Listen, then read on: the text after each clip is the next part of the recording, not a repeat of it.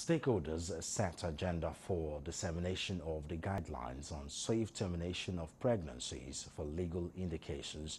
During the stakeholders meeting, they reviewed and validated the next steps that policymakers and decision makers can take to improve access to safe abortion within the full extent of the law. In Nigeria, abortion is illegal and carries a heavy jail sentence to up to 14 years imprisonment unless it is performed to save the life of the pregnant woman. Lagos Ministry of Health has begun dissemination and disseminating the 2011 Cardinal Criminal Code, which allows for legal abortion to protect the physical health and life of a woman.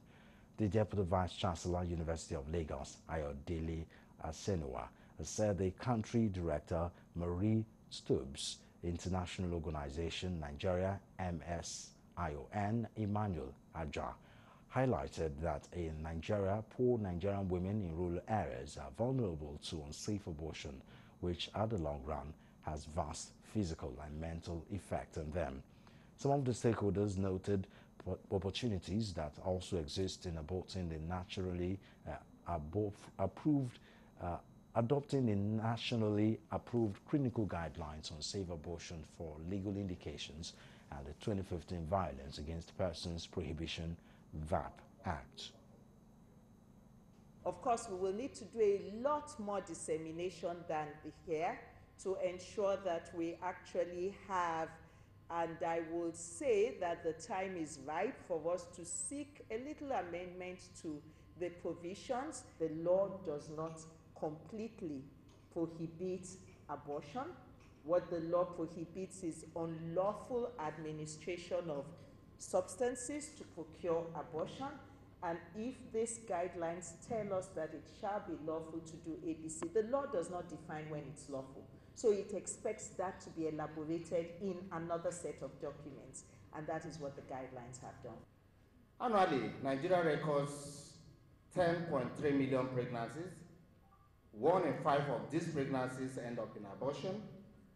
This is approximately 1.9 million abortions every year, with 72% being unsafe, which is about 1.4 million unsafe abortions annually.